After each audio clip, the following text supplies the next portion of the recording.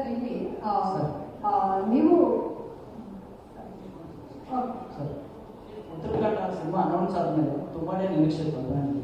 ಆದರೆ ಏನಾಯಿತು ಗೊತ್ತಿಲ್ಲ, ಸಿನಿಮಾ ಅವೆಲ್ಲ ಡೈರೆಕ್ಟ್ ಕಡೆಯಿಂದ ಯಾವುದೋ ಅಪ್ಡೇಟ್ ಬಂದಿಲ್ಲ.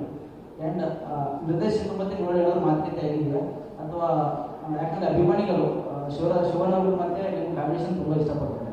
ಆ್ಯಂಡ್ ಅದು ನಿಮ್ಮ ಬಟ್ಟೆಗೆ ಟೀಸರ್ ಬಿಟ್ಟುಕೊಂಡು ತುಂಬ ಅದು ಹೈಲೈಟ್ ಆಗಿತ್ತು. ಆ್ಯಂಡ್ ಎಲ್ಲ ಒಂದು ಹೇಳ್ತಾರೆ ಇಂಡಸ್ಟ್ರಿಯಲ್ಲಿ ಸಿನಿಮಾ ನಿಂತೋಗಿದೆ ಅನ್ನೋ ಟೀಕೆ ಒಂದು ವಿಷಯಗಳಿದೆ. ನಿಮ್ಮ ಉತ್ತರ ಕರೆಕ್ಟ್ ನೀವು ಅಲ್ಲ, ಸದ್ಯಕ್ಕೆ ಅದು ಇವಾಗ ಇನ್ನೂ ಶೂಟಿಂಗು ಹೋಗುವಂಥ ಇದರಲ್ಲಿಲ್ಲ. ಬಟ್ ಡೆಫಿನೆಟ್ಲಿ ಉತ್ತರಾಖಂಡ ಮಾಡ್ತೀವಿ, ಅದ್ರದ್ದು ಸದ್ಯದಲ್ಲೇ ಅಪ್ಡೇಟ್ ಕೊಡ್ತೀವಿ. ನಿರ್ದೇಶಕರು ಯಾವುದೋ ಅಪ್ಡೇಟ್ ಮಾಡಬೇಕು ಎಲ್ಲ ಸೆಲೆಕ್ಟ್ ಆಗಿದ್ದಾರೆ ಟೀಮು. ನಾನು ಹೇಳ್ತೀನಿ, ನಾನೇ ಅಪ್ಡೇಟ್ ಕೊಡ್ತೀನಿ. ನಾನೇ ಎಲ್ಲ ಪ್ಲ್ಯಾನ್ ಮಾಡಿ ಡೆಫಿನೆಟ್ಲಿ ಅಪ್ಡೇಟ್ ಕೊಡ್ತೀನಿ. ಸರ್ ನೀವು ನಟರಾಗಿ ಒಂದು ಲೆವೆಲ್ಗೆ ಬಂದ್ರಿ, ನಿರ್ಮಾಪಕರಾಗಿ 6 ಸಿನಿಮಾಗಳನ್ನ ನಿರ್ಮಾಣ ಮಾಡಿದ್ರಿ. ಡೈರೆಕ್ಟರ್ ಧನಂಜಯ ಅವರನ್ನ ನಾವು ಯಾವಾಗ ನೋಡೋದು? ನಿಮಗೆ ಸ್ಟೋರಿ ಟೆಲ್ಲಿಂಗಿಗೆ ಡೈರೆಕ್ಷನ್ ಬೆಸ್ಟ್ ಅಂತ ಅನ್ಸಲ್ವಾ? ಹೇಗೆ? ಅಲ್ಲ, ನನಗೂ ಇಷ್ಟ ಆದರೆ ಅದೊಂದು ಭಾಳ ದೊಡ್ಡ ಜವಾಬ್ದಾರಿ ಅಲ್ಲ. ಸೊ ಈಗ ನಾನು ಡೈರೆಕ್ಟ್ ಮಾಡ್ತೀನಿ ಅಂತ ಬಂದರೆ I think I have to set a standard. ನಾನು ಏನಾದರೂ ಮಾಡಿದ್ರೆ ಅದೊಂದು ಸ್ಟ್ಯಾಂಡರ್ಡ್ ಸೆಟ್ ಮಾಡೋದಕ್ಕಾದರೆ ಮಾತ್ರ ನಾನು ಎಂಟರ್ ಆಗಬೇಕು. ಸೊ ಆ ಕಾನ್ಫಿಡೆನ್ಸ್ ಬಂದಿದ್ದೀನ ಡೆಫಿನೆಟ್ಲಿ ಮಾಡ್ತೀನಿ.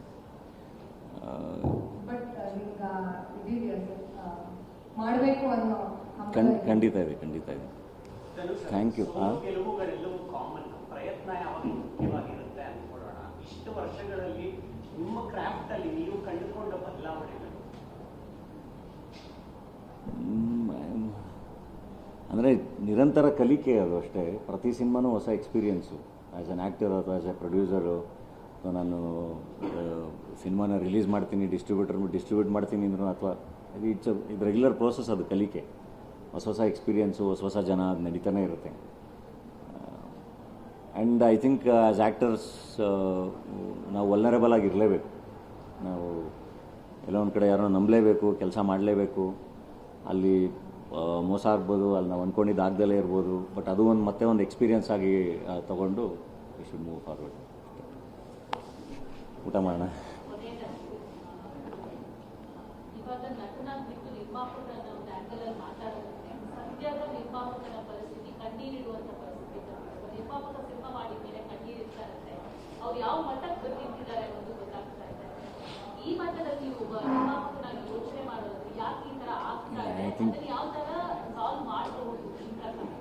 ನಿರ್ಮಾಪಕರುಗಳು ಈಗ ಬೇರೆ ಬಿಸ್ನೆಸ್ ಹೆಂಗೆ ಮಾಡ್ತೀವಲ್ಲ, ಸಿನಿಮಾನೂ ಕೂಡ ಅದೇ ಥರನೇ. ಬೇರೆ ಯಾವುದೇ ವ್ಯಾಪಾರ ಮಾಡಬೇಕಾದ್ರೆ ಅದ್ರ ಬಗ್ಗೆ ಎಲ್ಲ ಕರೆಕ್ಟಾಗಿ ತಿಳ್ಕೊಂಡು, ಕರೆಕ್ಟಾಗಿರೋ ಅಸೋಸಿಯೇಷನ್ಸ್ ಮಾಡಿಕೊಂಡು ಕರೆಕ್ಟಾಗಿ ಸಿನಿಮಾ ಮಾಡ್ತೀವಲ್ವಾ.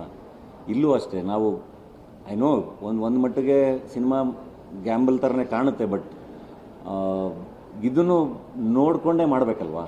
ನಾನು ಏನು ಇನ್ವೆಸ್ಟ್ ಮಾಡ್ತೀನಿ, ಎಷ್ಟು ಇನ್ವೆಸ್ಟ್ ಮಾಡ್ತೀನಿ, ಇದನ್ನು ಕೂಡ ಕ್ಯಾಲ್ಕುಲೇಟೆಡ್ ರಿಸ್ಕಲ್ಲೇ ಮಾಡಬೇಕು. ಸಿನಿಮಾ ಅಂತಿದ್ದಂಗೆ ಗ್ಯಾಂಬ್ಲಿಂಗ್ ಥರ ತೊಗೊಬಂದೇನೋ ದುಡ್ಡು ಹಾಕಿ ದುಡ್ಡು ಎತ್ಕೊಂಡು ಹೋಗೋದಲ್ಲ. ನಿರ್ಮಾಪಕ ಕುತ್ಕೊಂಡು ನೋಡಿ ಏನು ವರ್ಕ್ ಆಗುತ್ತೆ, ಏನು ವರ್ಕ್ ಆಗಲ್ಲ, ನಾನು ಯಾರ ಜೊತೆ ಅಸೋಸಿಯೇಟ್ ಆಗಿದ್ದೀನಿ, ಎಷ್ಟು ಖರ್ಚು ಮಾಡಬೇಕು, ನಾನು ಎಷ್ಟಲ್ಲಿ ಸಿನಿಮಾ ಮಾಡಬೇಕು, ಎಲ್ಲದನ್ನು ಯೋಚನೆ ಮಾಡಿನೇ ಮಾಡಬೇಕಲ್ವ. ಇವಾಗ ನಾನು ಓವರ್ ಆಂಬಿಷಿಯಸ್ ಆಗಿ ನಾನು ಹೋಗಿ ನನ್ನ ಶಕ್ತಿ ಮೀರಿ ನಾನು ಸಿನಿಮಾಗೆ ದುಡ್ಡು ಹಾಕಿಬಿಟ್ರೆ ನಾಳೆ ದಿನ ನಾನು ಬಂದು ಸಮಸ್ಯೆ ಹೇಳ್ಕೊಳಕ್ಕಾಗುತ್ತೆ. ಬಿಟ್ಟರೆ ನಾನು ಏನೂ ಮಾಡೋಕ್ಕಾಗಲ್ಲ. ಈಗ ನಾನು ನಾನು ಪ್ರೊಡಕ್ಷನ್ ಮಾಡಿರೋ ಸಿನಿಮಾಗಳು ಏನೇ ಆದ್ರೂ ನಾನು ವಾಪಸ್ಸು ಕಾನ್ಫಿಡೆಂಟಾಗಿ ಬಂದಿಲ್ಲಿ ಕೂತ್ಕೊಂಡಿಲ್ಲ ನಾನು ಚೆನ್ನಾಗಿದ್ದೀನಿ ಅಂತ ಹೇಳೋ ಅಂಥ ಪರಿಸ್ಥಿತಿಲಿದ್ದರೆ ಮಾತ್ರನೇ ಮಾಡಬೇಕಲ್ವ. ಇಲ್ಲಾಂದರೆ ಭಾಳ ಕಷ್ಟ. ನೀವು ತುಂಬ ಗ್ಯಾಂಬಲ್ ಮಾಡೋಕ್ಕಾಗಲ್ಲ. ನಾವು ಅಷ್ಟೇ ಕೇರ್ಫುಲ್, ನಿರ್ಮಾಪಕರಾಗಿ ನಾವು ಅಷ್ಟೇ ಕೇರ್ಫುಲ್ಲಾಗಿಯೇ ಸಿನಿಮಾ ಮಾಡಬೇಕಾಗುತ್ತೆ. ಆ್ಯಂಡ್ ನಟರಷ್ಟೇ, ನಿರ್ದೇಶಕರಷ್ಟೇ, ನಿರ್ಮಾಪಕನೂ ಕೂಡ ರೆಸ್ಪಾನ್ಸಿಬಿಲಿಟಿ ತೊಗೋಬೇಕು. ಗೆದ್ದಾಗ ಹೇಗೆ ಅವ್ರದ್ದು ಒಂದು ಅದ್ರ ಬಗ್ಗೆ ಒಂದು ಹೆಮ್ಮೆ ಇರುತ್ತಲ್ವ. ನನ್ನ ಸಿನಿಮಾ, ನಾನು ನಿರ್ಮಾಪಕ ಆಗಿ ನೋಡ್ರಿ ನಾನು ಎಷ್ಟು ಚೆನ್ನಾಗಿ ಮಾಡಿದೆ, ನಂದು ಪ್ರೊಡಕ್ಷನ್ ಕ್ವಾಲಿಟಿ ಹೆಂಗಿತ್ತು, ನನ್ನ ಸಿನಿಮಾ ಹೆಂಗಿತ್ತು, ನಾನು ಗೆದ್ದೆ, ನಾನು ಇಷ್ಟು ದುಡ್ಡು ಮಾಡಿದೆ ಅನ್ನೋ ಒಂದು ಪ್ರೌಢಿಮೆ ಇರುತ್ತಲ್ಲ. ಅಷ್ಟೇ ಜವಾಬ್ದಾರಿ ಸೋತಾಗಲೂ ಅವರು ತೊಗೋಬೇಕಾಗತ್ತೆ. ಯಾಕೆಂದರೆ ಎಲ್ಲರೂ ಅವ್ರವ್ರ ಕೆಲಸ ಚೆನ್ನಾಗಿ ಮಾಡಿದಾಗ ಮಾತ್ರ ಸಿನಿಮಾ ಚೆನ್ನಾಗಾಗುತ್ತೆ. ನಾನು ಇವ್ರನ್ನ ನಮ್ಮದೇ ಅವ್ರನ್ನ ನಮ್ಮದೇ ಅದು ವರ್ಕ್ ಆಗಲ್ಲ.